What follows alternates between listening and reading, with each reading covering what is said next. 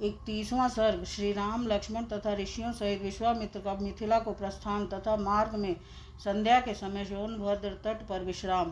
तदंतर विश्वामित्र के यज्ञ की रक्षा करके कृतकृत हुए श्री राम और लक्ष्मण ने उस यज्ञशाला में ही रात बिताई। उस समय वे दोनों वीर बड़े प्रसन्न थे, उनका हृदय हर्षोल्लास से परिपूर्ण था। रात बीतने पर जब प्रातः काल आया तब वे दोनों भाई पूर्वाहन काल के नित्य नियम से निवृत्त हो विश्वामित्र मुनि तथा अन्य ऋषियों के पास साथ साथ गए। वहां जाकर उन्होंने प्रज्वलित अग्नि के समान तेजस्वी मुनिश्रेष्ठ विश्वामित्र को प्रणाम किया और मधुर भाषा में यह परम उदार वचन कहा। मुनि प्रवर, हम दोनों किंकर आपकी सेवा में उपस्थित हैं। मुनिश्रेष्ठ, आज्ञा दीजिए, हम क्या सेवा करें। उन दोनों के ऐसा कहने पर वे सभी महर्षि विश्वामित्र को आगे करके श्री रामचंद्र जी से बोले, नरश्रेष्ठ, मिथिला के राजा जनक का परम धर्म में यज्ञ प्रारंभ होने वाला है, उसमें हम सब लोग जाएंगे। पुरुष सिंह, तुम्हें भी हमारे साथ वहां चलना है। वहां एक बड़ा ही अद्भुत धनुष रत्न है, तुम्हें उसे देखना चाहिए। पुरुष प्रवर, पहले कभी यज्ञ में पधारे हुए देवताओं ने जनक के किसी पूर्व पुरुष को वह धनुष दिया था। वह कितना प्रबल और भारी है, इसका कोई माप तोल नहीं है। वह बहुत ही प्रकाशमान एवं भयंकर है। मनुष्यों की तो बात ही क्या है, देवता, गंधर्व, असुर तथा राक्षस भी किसी तरह उसकी प्रत्यंचा नहीं चढ़ा पाते।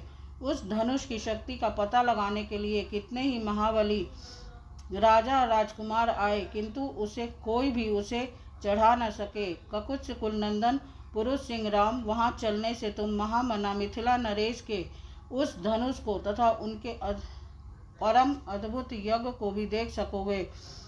नरश्रेष्ठ, मिथिला नरेश ने अपने यज्ञ के फल रूप में उस उत्तम धनुष को मांगा था, अतः संपूर्ण देवताओं तथा भगवान शंकर ने उन्हें वह धनुष प्रदान किया था। उस धनुष का मध्य भाग, जिसे मुट्ठी से पकड़ा जाता है, बहुत ही सुंदर है।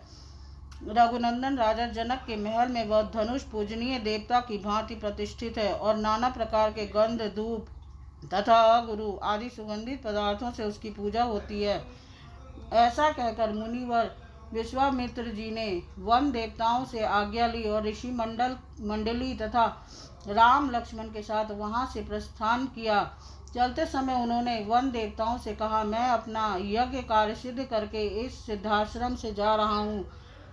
गंगा के उत्तर तट पर होता हुआ हिमाचल पर्वत की उपत्यका में जाऊंगा, आप लोगों का कल्याण हो। ऐसा कहकर तपस्या के धनी मुनिश्रेष्ठ कौशिक ने उत्तर दिशा की ओर प्रस्थान आरंभ किया। उस समय प्रस्थान के समय यात्रा करते हुए मुनिवर विश्वामित्र के पीछे उनके साथ जाने वाले ब्रह्मवादी महर्षियों की 100 गाड़ियां चली। सिद्धाश्रम में निवास करने वाले मृग और पक्षी भी तपोधन विश्वामित्र के पीछे पीछे जाने लगे। कुछ दूर जाने पर ऋषि मंडली सहित विश्वामित्र ने उन पशु पक्षियों को लौटा दिया। फिर दूर तक का मार्ग तय कर लेने के बाद जब सूर्य अस्तांचल को जाने लगे तब उन ऋषियों ने पूर्ण सावधान रहकर सोनभद्र के तट पर पड़ाव डाला। जब सूर्य देव अस्त हो गए तब स्नान करके उन सब ने अग्निहोत्र का कार्य पूर्ण किया। इसके बाद वे सभी अमित तेजस्वी ऋषि मुनिवर विश्वामित्र को आगे करके बैठे। फिर लक्ष्मण सहित श्री राम भी उन ऋषियों का आदर करते हुए बुद्धिमान विश्वामित्र जी के सामने बैठ गए।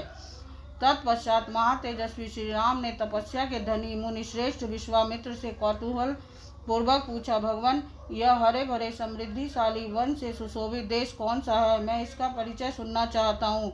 आपका कल्याण हो, आप मुझे ठीक ठीक इसका रहस्य बताइए। श्री रामचंद्र जी के इस प्रश्न से प्रेरित होकर उत्तम व्रत का पालन करने वाले महातपस्वी विश्वामित्र ने ऋषि मंडली के बीच उस देश का पूर्ण रूप से परिचय देना प्रारंभ किया। इस प्रकार श्री वाल्मीकि निर्मित आदि रामायण आदि काव्य के बालकांड में 31वां सर्ग पूरा हुआ। बोल सियापति रामचंद्र की जय।